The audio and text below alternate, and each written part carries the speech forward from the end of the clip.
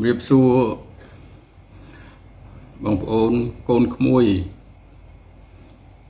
รวมเชียมรวมมิตรภูมิต่างออก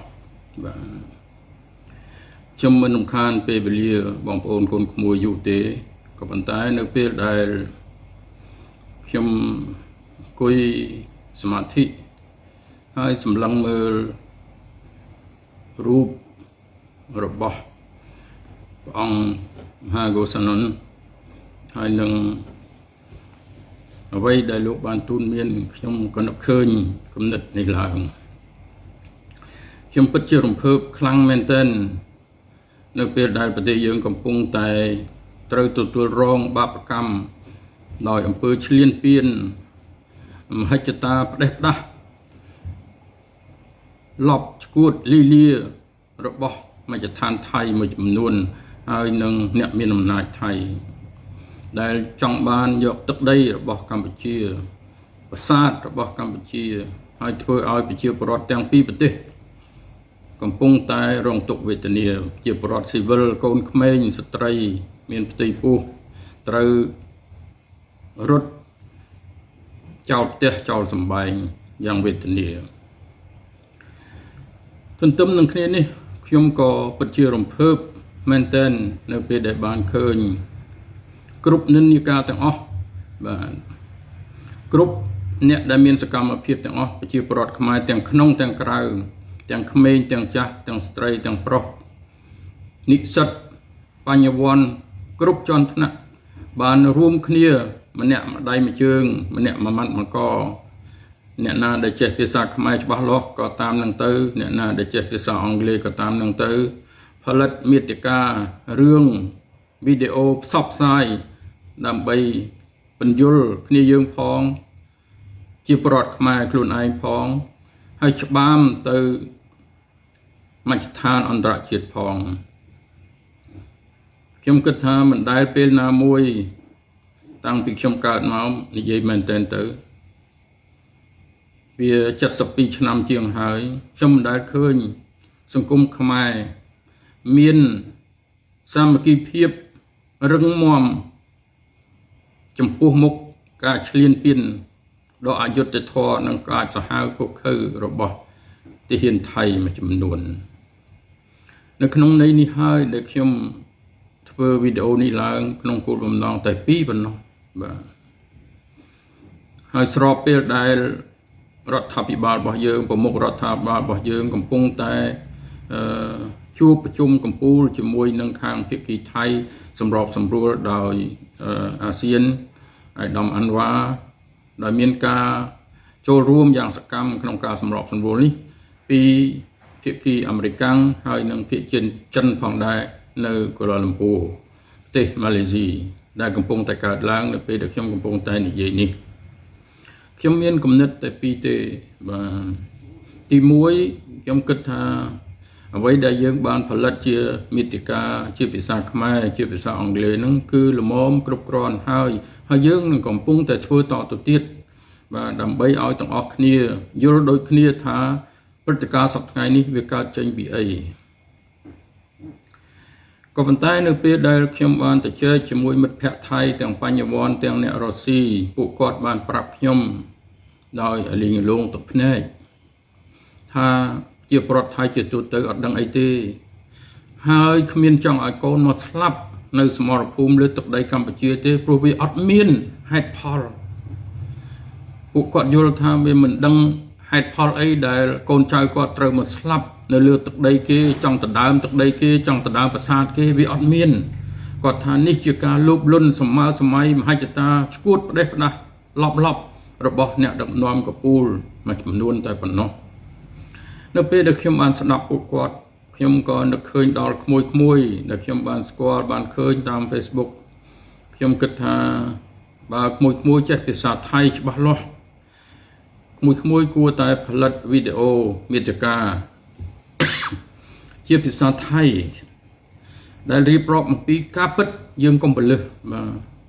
ការពិតដែលកើតឡើងតាំងពីព្រឹកថ្ងៃ24ខែកក្កដាតើទាហានថៃធ្វើការឈ្លានពានមកលើកម្ពុជាយ៉ាងណា កាយសាហាវយ៉ាងណាប្រើប្រាស់អាវុធអ្វីខ្លះបំផ្លាញជីវិតប្រជាពលរដ្ឋធ្វើឲ្យប្រជាពលរដ្ឋថៃក៏វេទនាទុកវេទនាដោយប្រជាពលរដ្ឋខ្មែរដែរបំផ្លាញកេតនភណ្ឌដូចជាប្រាសាទព្រះវិហារជាដើមដែលអត់មានខុសអីដែលអត់មានធ្វើអីទៅនឹងទាហានថៃនឹងសោះហើយមិនក៏មកទម្លាក់គ្រាប់បាយបំផ្លាញដែរហើយនេះជាកេតនភណ្ឌជាបេតិកភណ្ឌមិនមែនគ្រាន់តែរបស់កម្ពុជាទេគឺរបស់សកលលោកទាំងមូលបាទถ้าយើងមិនខ្លោចផ្សាទេដែលឃើញថ្មដែលខំថែរក្សាមករាប់រយឆ្នាំសឹងតែពាន់ឆ្នាំហើយត្រូវបំផ្លាញដោយកប៉ាល់ហោះដោយគ្រាប់កំភ្លើងរបស់ថៃយ៉ាងនេះធានថៃយ៉ាងនេះធ្វើឲ្យយើងក្តុកក្តួលក្នុងចិត្តមិនអាចពណ៌នាបានដូច្នេះហើយបានជាខ្ញុំសូមឲ្យក្មួយៗដែលចេះនិយាយភាសាថៃច្បាស់នោះហើយដែលមានបច្ចេកទេសខាងផលិតមាតិកាវីដេអូ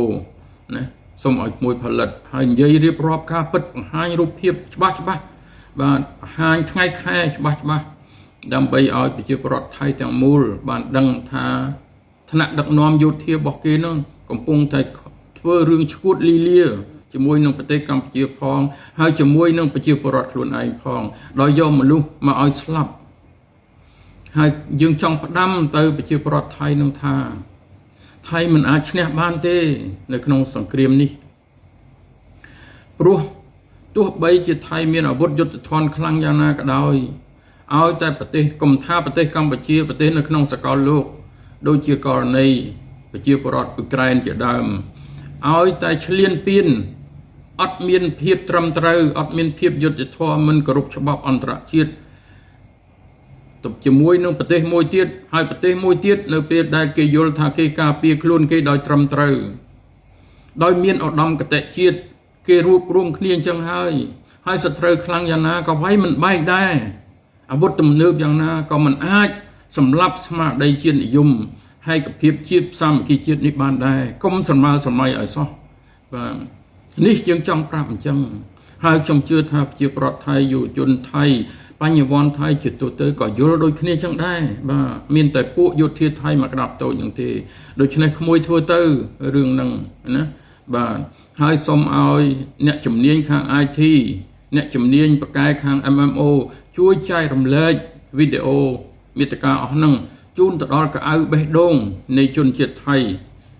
នៃយុវជនថៃថាកុំមកស្លាប់នៅលើទឹកដីកម្ពុជាមិនមានឧត្តមគតិណាមួយដល់ល្អទេមានតែអំពើឈួតលីលារបស់ទាហានថៃមួយក្រុមតែប៉ុណ្្នឹងឯងចំណុចទី2ដែលខ្ញុំចង់និយាយនៅក្នុងវីដេអូនេះខ្ញុំពិតជាមានការក្តុកក្តួល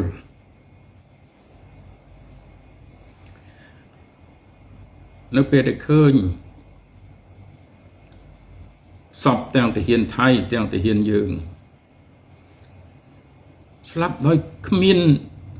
ខាងថៃស្លាប់ដោយគ្មានន័យអ្វីទាំងអស់ខាងយើងស្លាប់ប្រកបដោយឧត្តមគតិការពារជាតិវរៈកងទ័ពរបស់យើងតស៊ូមកប្រហែលថ្ងៃនេះអស្ចារ្យណាស់ខ្ញុំក្តុកក្តួលរំភើបមែនតើ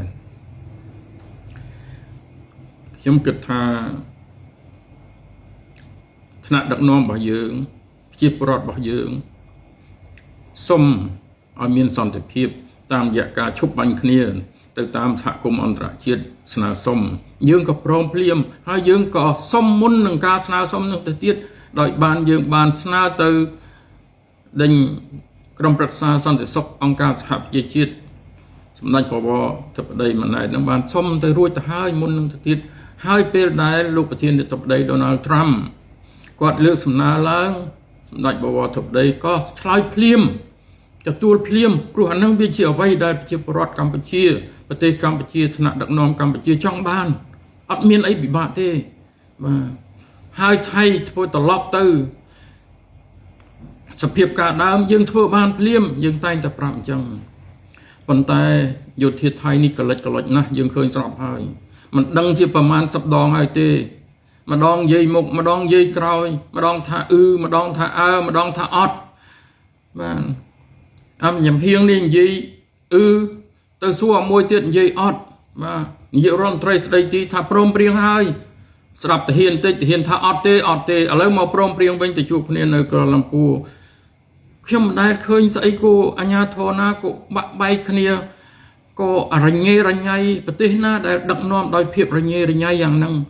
ហើយម្នាក់និយាយចេះម្នាក់និយាយចុះខ្ញុំមិនដែលឃើញទេបាទនិយាយមែនតើទៅដូច្នេះហើយបានជាខ្ញុំកោតស្ងើចសរសើរនៅវីរភាពរបស់កងទ័ពរបស់យើងដែលឈរជើងជាប់មកទល់នឹងថ្ងៃ28នេះគឺគ្មានដកថយទេសុខចិត្តបូជាជីវិតនៅទីកន្លែងនៅក្នុងត្រង់សេណាលៀនទីលានឋាននៅសមរភូមិគ្មានបាត់បង់ទឹកដីណាមួយទេនៅក្នុងន័យនេះហើយដែលខ្លួនខ្ញុំគ្រួសារខ្ញុំក្នុង3ថ្ងៃជាប់គ្នាតាំងពីយប់ស្អែកនេះទៅម៉ោង9យប់យើងនឹងបិទភ្លើងទាំងអស់ហើយបើកតែភ្លើងគោមមួយទេសមាធិសុំសន្តិភាពឲ្យមានការឈប់បាញ់គ្នាហើយរំលឹកគុណដ៏ធ្ងន់មហាក្រៃទៅដល់វីរៈយុទ្ធជនរបស់យើងនិងក្រុមគ្រួសារ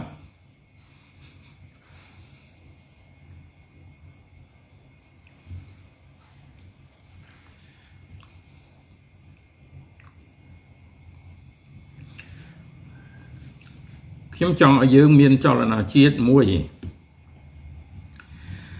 គឺបើសិនជាយើងអាចធ្វើទៅបាននៅថ្ងៃសៅរ៍នៅមុខមាត់ទន្លេនៅកន្លែងដែលជាថ្មើរជើងសូមឲ្យយើងបង្ហោះគោមសន្តិភាពសូមសន្តិភាពបញ្ឈប់សង្គ្រាមបញ្ឈប់ការវាយប្រហារគ្នាហើយរំលឹកគុណដល់វីរភាពនៃវីរៈកងទ័ពរបស់យើងដឹងគុណគេដល់មួយជីវិតបើសិនជាយើងអាចធ្វើបានហើយនេះជាអ្វីដែលយើងអាចធ្វើបានប្រទេសនេះដឹងគុណគេអស់មួយជីវិតប្រជាពលរដ្ឋនេះដឹងគុណគេអស់មួយជីវិតព្រោះយើងរស់បានសុខកាន់ឲ្យសារវីរៈជនអស់ទៅនោះហើយសូមឲ្យយុគនោះដោយដែលចម្រៀងភ្លេងជាតិរបស់យើងដែលសម្ដេចជួនណាតលោកបានទៅសេឡើងគ្រប់ទីវត្តអារាមឬសូរតែស័ព្ទធម៌ដើម្បីសន្តិភាពហើយសូមឲ្យបងប្អូនខ្មែរទាំងអស់តាមអាយុនឹងទេថាប្រមាណនាទីនឹងទេនាំគ្នាដុតគោមនៅផ្ទះរៀងខ្លួនអង្គុយស្មឹងស្មាតសមាធិនឹកដល់វីរភាពរបស់បងកងទ័ពដែលយើងមានសេចក្តីសុខណាស់ដោយសារពួកគាត់នឹងហើយ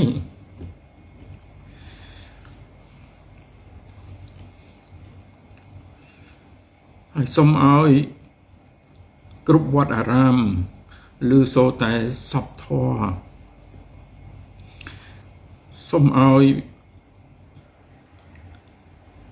លោកសង្ឃដែលខ្ញុំគោរពដូចជាព្រះអង្គពិនសែមជាដើមលោកដឹកនាំចលនាសុទ្ធធម៌សុំសន្តិភាពហើយសូមឲ្យក្រសួងធម្មការអាជ្ញាធរសាសនាគ្រប់សាសនាទាំងអស់ទាំងសាសនាគ្រិស្តទាំងសាសនាអ៊ីស្លាមទាំងសាសនាពុទ្ធរួមគ្នាសុទ្ធធម៌រួមគ្នាឲ្យទៅជាចលនាពលឹងដែលមានធម៌ពលអាចធ្វើឲ្យសកលលោកយល់ថាយើងចង់បានសន្តិភាពហើយនៅយុគនោះគោមដែលប្រហោះឡើងនៅលើគោមនីមួយមានពាក្យសន្តិភាពចង់ឲ្យទីភ្នាក់ងារព័ត៌មានទាំងអស់ផ្សព្វផ្សាយទៅគ្រប់សកលលោកគ្រប់ប្រទេស